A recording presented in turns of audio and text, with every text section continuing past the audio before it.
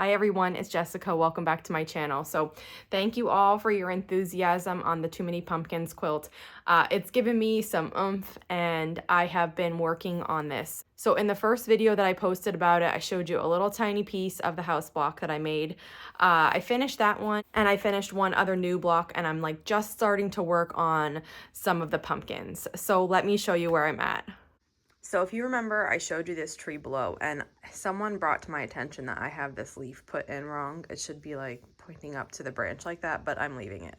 And so this looks really nice. When I did this one, I added this grass. This was supposed to be like one solid color, but what I did was I added this seam line here so I could have grass. And then I finished the house and I did the same thing. I added grass below the house. This is what it looks like. And then I added a big piece of blue at the top so that these two blocks are the same size.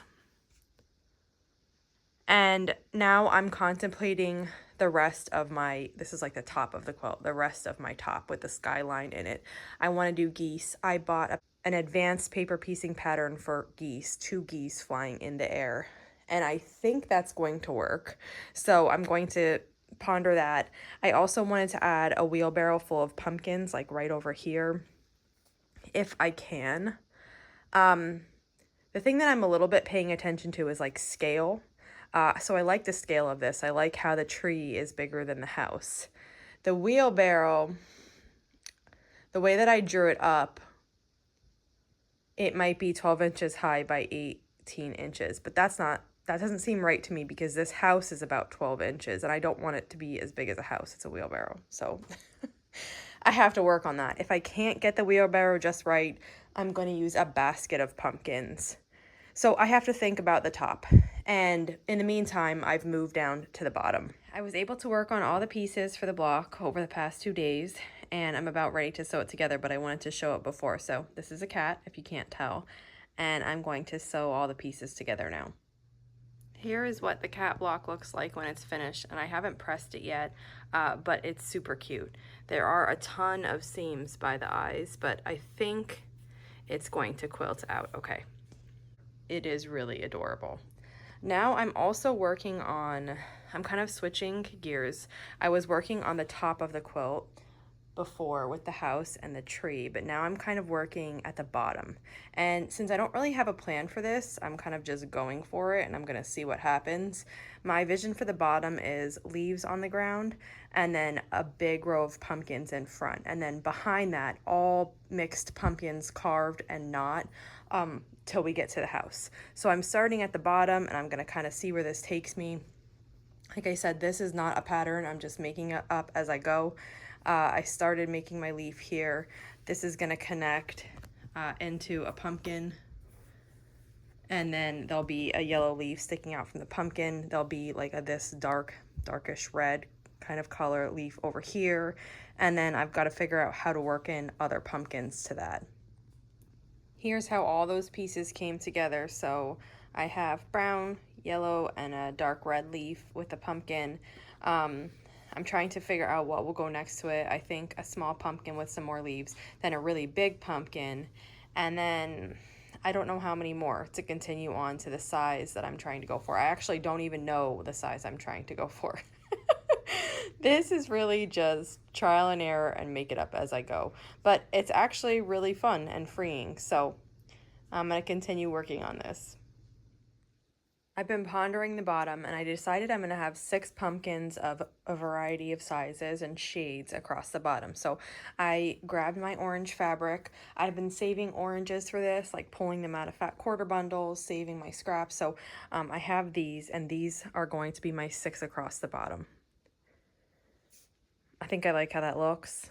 So I think I can move on. The next thing I need to do is there's leaves across the bottom, so I need to figure out the other colors of my leaves here, and then I can make it.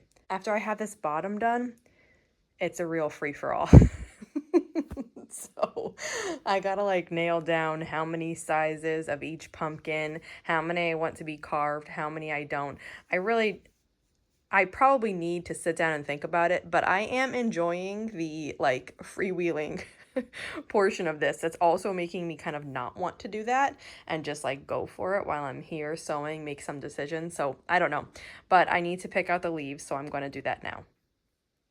Here's roughly what I've added for the leaves. Now this one I used in Scrappy Stars, and this is the only piece I could find in my scrap bin, but I'm gonna look around and see if I can find more of that because I like how it looks here. So these are the colors of the leaves that will be underneath, and then this one's kind of skinny. This is left over from Scrappy Stars too, but I'm gonna see if I could find more of that also. So now that I have these picked out, I can start cutting the pieces and trying to work out exactly where I'm going to place the leaves and the pumpkins. Let's make this next small pumpkin together. So when I'm doing this, since I'm working for my scraps, like I'm using all the methods that I know how to do. Sometimes it's the 2 at a time. So these were both squares and I need half square triangles out of them. So I cut them in half because that's how I usually like to piece mine. And we're doing them this way. I need for this, let me see, I think I need 3 half square triangles for this one. And so this is one way. And these are being made to the exact size. I'm not trimming these down. Another way is, I didn't have enough to do another set of 2 at a time. If you cut a square of whatever half square triangle size you need, so this is going to be a 2.5 unfinished. So I cut a 2.5 inch square, and then you can either sew, make another one and put it on top and sew from corner to corner, or you can take your ruler and line it up on the diagonal and then cut a 1/4 inch away, and you'll get an exact size half square triangle. So that's what I'm doing with this one, because I didn't have enough of that green to make another 2 at a time, and I only needed one, so I did it this way. And let me show you, these both turn out the exact same.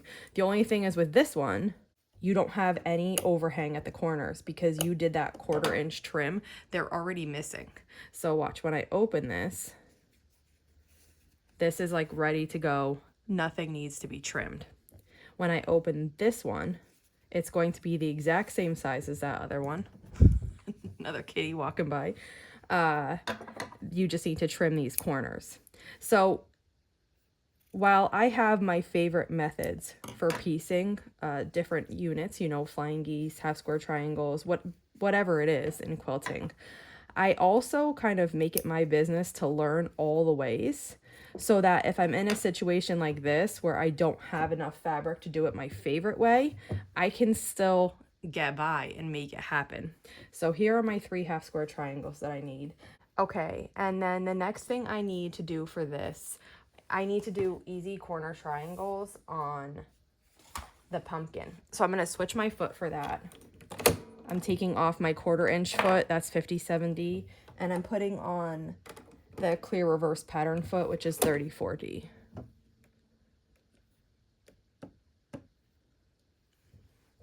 Okay, and then for this pumpkin, it gets a green one in each corner, and then this is the color of the leaf that it's by. So it gets that one in the bottom. I'll do that one first. And you could draw the line from the corner to the corner if you want, but I usually just line that corner up with my needle.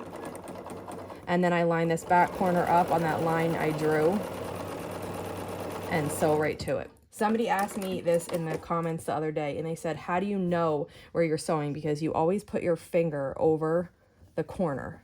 And you know what? It's something that I learned, that if I put my finger on the corner and I sew toward my finger, it works out every time. I don't know. So that's why I put my finger there. But of course, if that doesn't work for you, don't do that. And also you could, like I said, you could draw the line if you're having a hard time without it. But really the thing that I need is this line here that's in line with my needle. And as long as I keep the back corner on that and the other corner directly under my needle. So here, if I keep this front corner directly under my needle and this back corner on this line the entire time, that line will be straight. So this pumpkin then will get these little bits trimmed. This is roughly 1/4 of an inch, probably a little bit bigger. But since this part goes directly under the block, it doesn't matter if it's exact or not. Okay. Now, if I finger press this, this is kind of what this is going to look like here. Okay, going back to the 1/4 inch foot, because I don't think that I need to piece any other stitch and flip portions of this block. And the confusing part, or I should say the complicated part about this, is each pumpkin is interacting with the pumpkin next to it and the leaves below. And I'm just making like little slivers. So below this pumpkin, we have a piece of the leaf next to it. And I have to just sew this quick.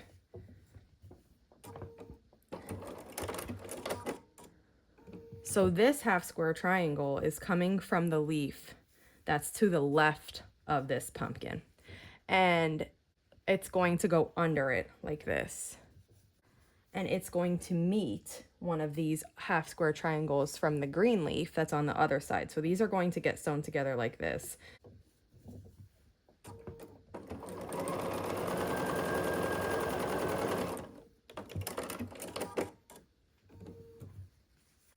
And then this gets sewn to a square that goes to the leaf. And this is what it looks like. Now this is going to go on the bottom of the pumpkin, so we may as well just sew that.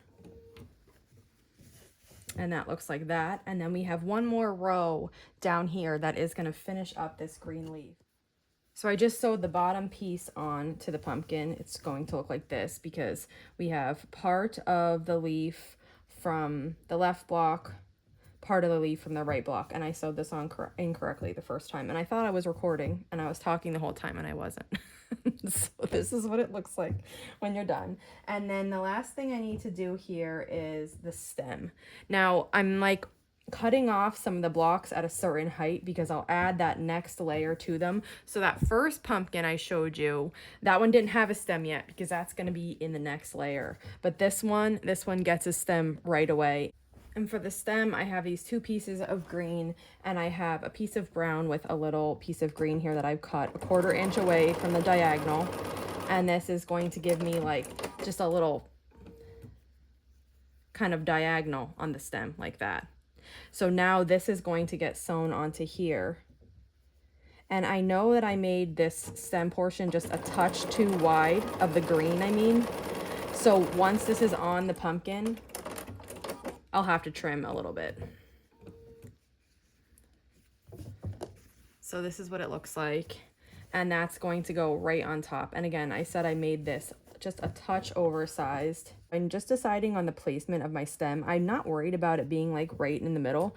I want it to kind of just be whatever it is.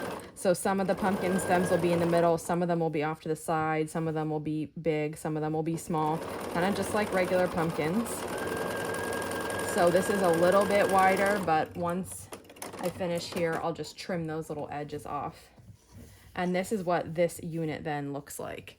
And I'm going to put it together with the other one. Now here I brought this first one over, and this is the one that I was telling you doesn't have a stem yet. That'll get added in the next round. And then this pumpkin, because it's smaller than the one next to it, already has its stem. And you can see how these 2 leaves match up now.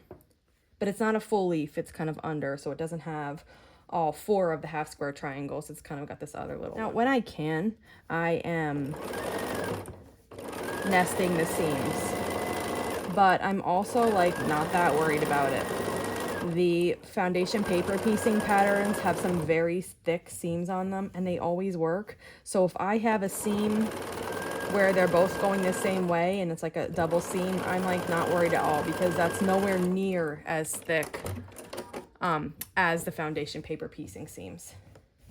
And you can see here now I have that attached. So looking really cute, and I'm excited where this is going now. The rest of this leaf will be attached to the next pumpkin. We'll finish that there. But I think this is a good place to stop for today. Well, that wraps it up for today. If you have any questions on this video, just let me know. And if not, I'll see you back here soon. Thanks for following along.